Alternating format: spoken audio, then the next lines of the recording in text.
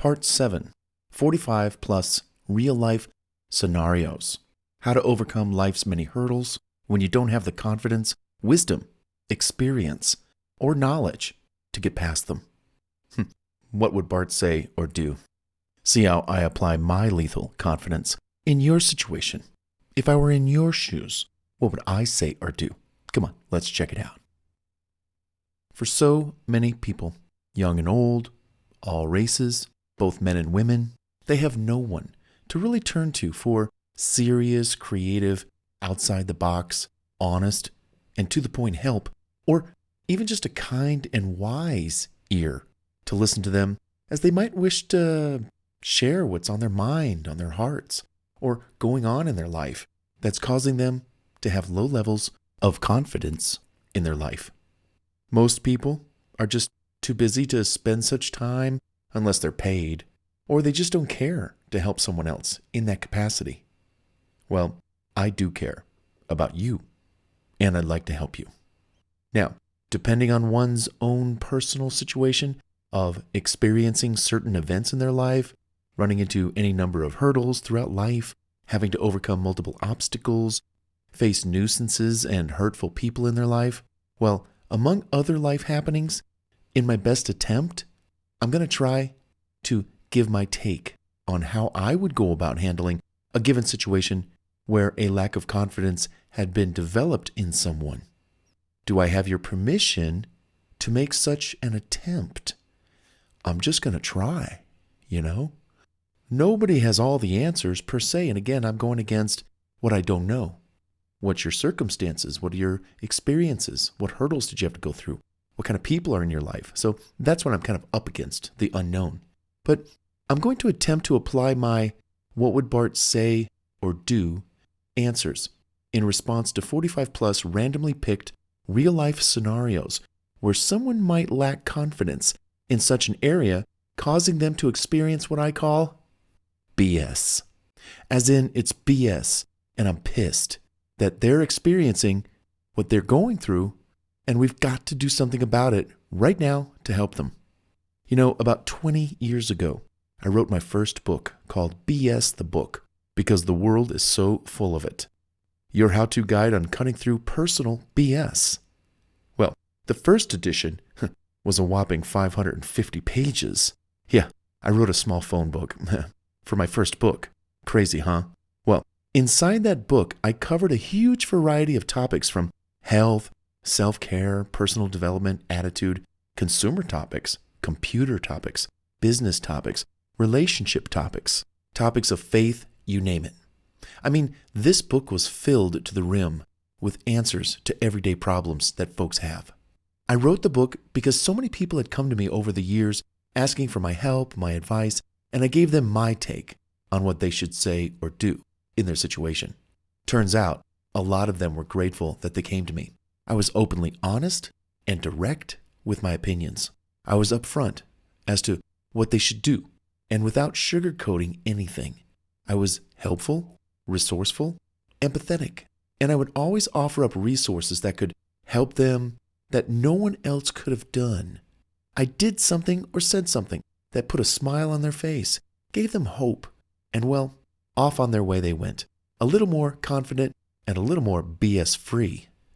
Because I say in that book, in the introduction, we all experience BS from time to time, some more than others, because number one, we don't know what we want out of life sometimes, which can either grow into wasting time or wasting time with the wrong people, losing money, you name it. Number two, we don't do things that could prevent said BS from happening to us. Number three, we don't always set strong boundaries to keep people from causing us BS in our life. Number four, we don't always stand our ground or tell people to back off. You're bugging me. Number five, we don't know what to do in a given situation, whether that's based on a lack of experience, knowledge, know-how, naivete, or ignorance what? Number six, we fall victim to some scam or someone trying to hurt us because we didn't see it coming or we didn't know any better. And number seven, something happens to us physically or mentally that just debilitates us, and we don't know what to do or where to go, and so much more. Whew.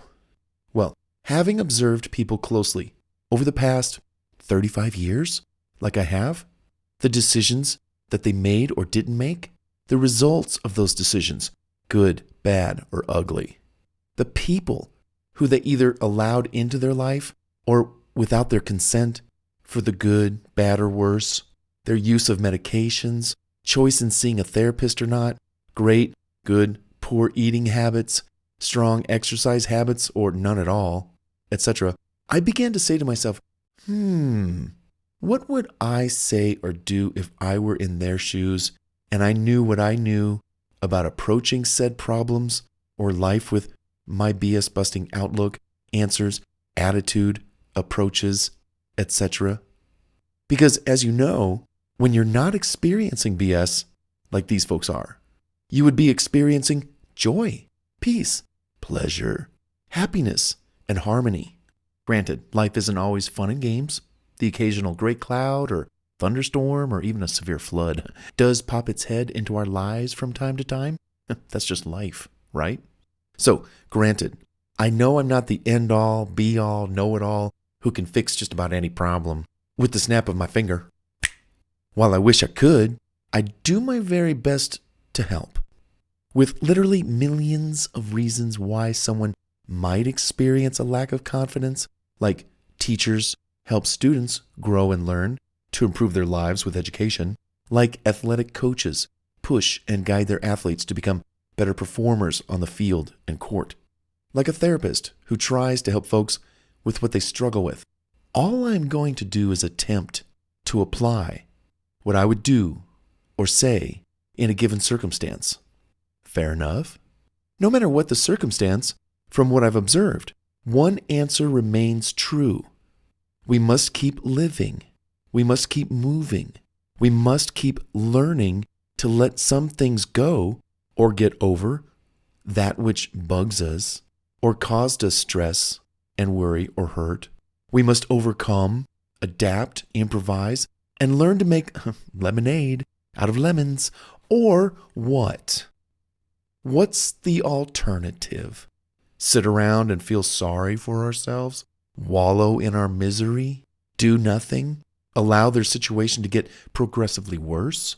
Continue to let people treat you like a doormat or hurt you in some way? Give up the will to live? Well, sometimes we might feel that way. No, that is not the answer, and none of those are the answer. So let's give this a try, shall we? As another thing's for sure, these are just samples written out in very few words along with my responses that I'm going to give you. You can be assured if we had time, we could talk more about each of these 45 plus topics for hours. And there'd be a lot more shared in their form of answers and backup resources, education on one's background as to how they got into the lack of confidence predicament that they're in.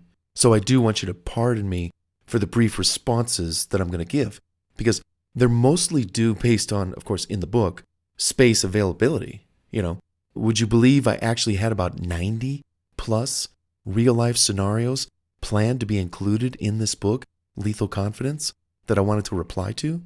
Instantly, the page count and printing costs hit me. Like, whoa, wait a minute. 90 plus real life scenarios? How many pages is that going to be? So what I did was I just came up with the idea that I would continue my real life scenario responses on my Instagram channel. That's fair enough.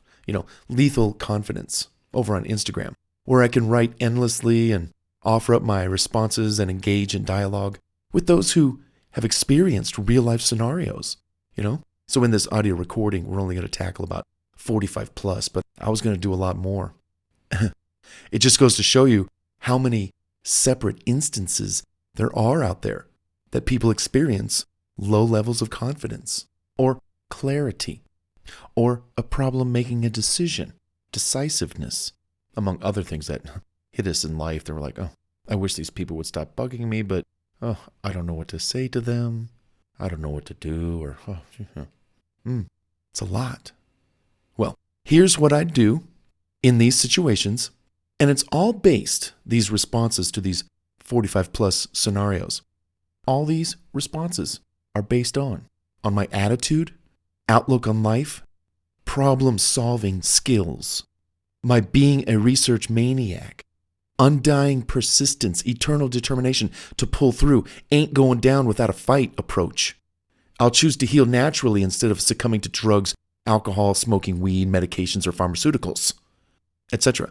These are my approaches to how I would handle these situations that other people go through.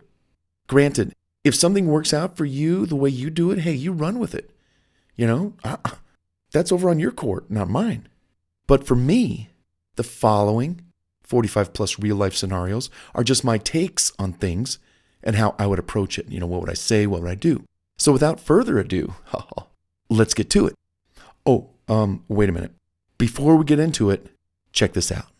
Let's hop to the next audio recording in this series.